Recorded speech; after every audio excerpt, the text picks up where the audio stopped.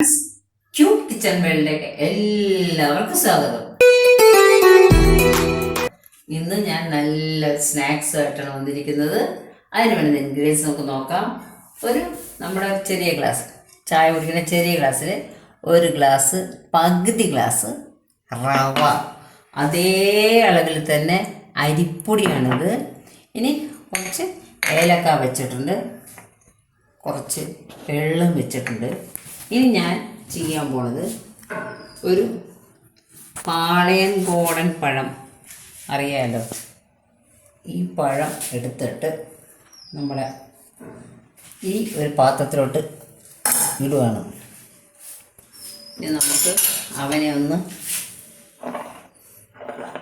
നന്നായിട്ട് ഇങ്ങനെ ആക്കിയെടുക്കാം. നന്നായിട്ട് ഇതിവിടെ ഞാനിവിടെ പേസ്റ്റാക്കി വെച്ചിട്ടുണ്ട്, കണ്ട പേസ്റ്റാക്കി വെച്ചിട്ടുണ്ട്. ഇനിയാണ് നമുക്ക് അടുത്ത പരിപാടി ആരംഭിക്കാൻ പോണത്. നമുക്കിതിലേക്ക് എടുത്തു വെച്ചിരുന്ന അരിപ്പൊടി ഇട്ടു, റവ ഇട്ടു,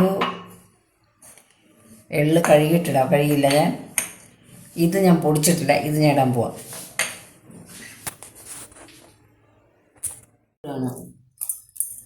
കഴുകി എടുത്തിട്ടുണ്ടെന്ന്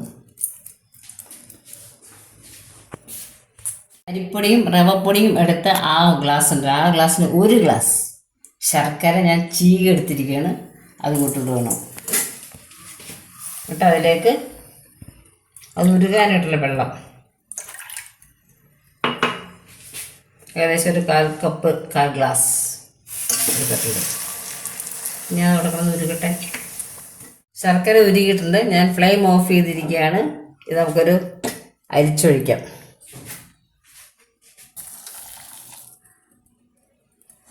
കണ്ടോ, കുറച്ചൊക്കെ കല്ലുണ്ട് ഇതിൽ, അത്രയ്ക്കില്ല, കുറച്ചുണ്ട്.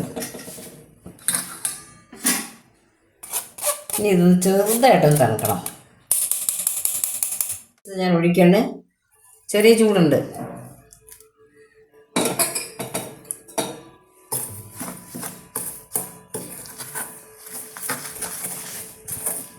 പഴം അടിയിൽ കിടപ്പുണ്ടല്ലോ, കണ്ട നമ്മൾ ആദ്യം അടിച്ചു വെച്ചത്. ഇതിലേക്ക് ഞാൻ ഏലക്ക, കുറച്ച് തേങ്ങ പുളി വെച്ചിട്ടുണ്ടായിരുന്നു, അത് കുഞ്ഞായിട്ട് നുറുക്കിയിട്ടിട്ടുണ്ട്. ഇതുപോലെ ഒഴിക്കുകയാണ് ഞാൻ.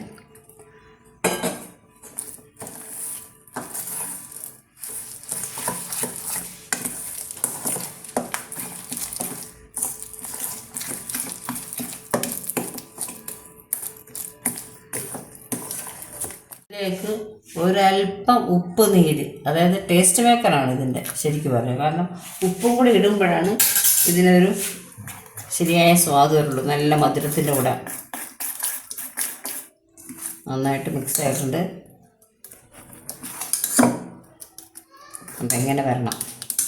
ഇനി നമുക്ക് ഫ്ലെയിം ഓൺ ചെയ്യാൻ പോവാണ്. ചീനിച്ചട്ടി അടുപ്പത്ത് വെച്ചിട്ടുണ്ട്. ഞാൻ കഴുകിയതിൻ്റെ അതിന് വെള്ളം പോകണം. അതിലേക്ക് പ്യോർ വെളിച്ചെണ്ണ, അതായത് ചക്കിലാട്ടിയ എണ്ണ എന്ന് പറയുന്നത് കിട്ടുന്നതാണ്. പക്ഷെ ഇത് ശരിക്കും ചക്കിലാട്ടി തന്നെ ഞങ്ങൾക്ക് കിട്ടിയേക്കണം. നമുക്കിത് ആയൊന്ന് നോക്കണ്ടേ.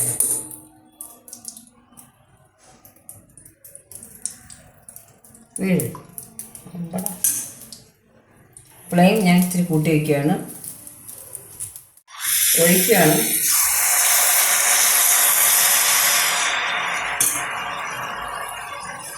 ഈ ചെറിയ ചീനച്ചട്ടിയാണ് ഞാൻ എടുക്കണത് എപ്പോഴും. അപ്പോൾ അത് ഒരെണ്ണം അതിനകത്തിടാൻ പറ്റില്ല, അല്ലെങ്കിൽ മുട്ടി അതിൻ്റെ ഷേപ്പ് പോകും. എപ്പോഴും ഇവിടെ ആയിട്ടുണ്ട്, 2 സൈഡും എടുക്കുകയാണ് ഞാൻ. നമ്മുടെ ഈ പുതിയ റെസിപ്പി കണ്ടു കാണുമെന്ന് വിചാരിക്കുന്നു. എല്ലാവർക്കും ഇഷ്ടപ്പെട്ടു എന്ന് വിചാരിക്കുന്നു.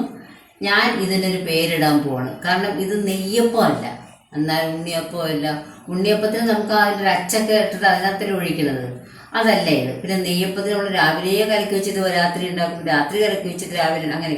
ഇതങ്ങനെയല്ല. ഇതെല്ലാം കൂടെ മിക്സ് ചെയ്ത് എല്ലാം കൂടെ ഒരു 1/2 മണിക്കൂർ ഇത് അങ്ങനെ വെച്ചിട്ട് കുറച്ച് നേരം വെക്കണമെന്ന് ഒരു നിർബന്ധമില്ല, ഒരു 10 മിനിറ്റ് വേണമെങ്കിലും വെക്കാം, അത്രയേ ഉള്ളൂ. അപ്പം ഞാനിതിന് നാമകരണം ചെയ്യാൻ പോണം. മകനെ, നിനക്ക് നാമകരണം ചെയ്യുന്നു. നെയ്യുണ്ണിയപ്പം പുതിയ പേരിട്ടു. കാരണം നെയ്യപ്പത്തിൻ്റെ അനിയനായിട്ട് വരും, ഉണ്ണിയപ്പത്തിൻ്റെ ചേട്ടനായിട്ട് വരും. അപ്പോൾ ഇതിന് നെയ്യുണ്ണിയപ്പം എന്നാണ് പേരിട്ടിരിക്കുന്നത്. അത് നിങ്ങളൊന്ന് ട്രൈ ചെയ്ത് നോക്കൂ. ഇഷ്ടപ്പെടും, നിങ്ങൾക്ക് പെട്ടെന്ന് ഉണ്ടാക്കാവുന്നതാണ്. വളരെ നല്ല ടേസ്റ്റാണ്. ഞാൻ ഒരെണ്ണം വേണമെങ്കിൽ ഒന്ന് പൊട്ടിച്ച് കാണിച്ചു തരാം. ചെറുത് നോക്കിയെടുത്താൽ വലുത് കണ്ട വലുത് തിന്നാൻ തോന്നും. കണ്ടോ, അകത്ത് കണ്ട നെയ്യപ്പം പോലെ തന്നെയുണ്ട്. നല്ല പുറമേ ക്രിസ്പിയാണ്.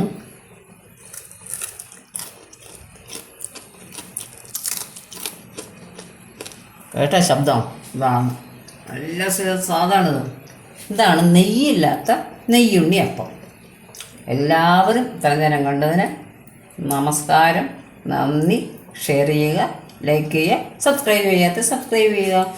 ഓക്കെ.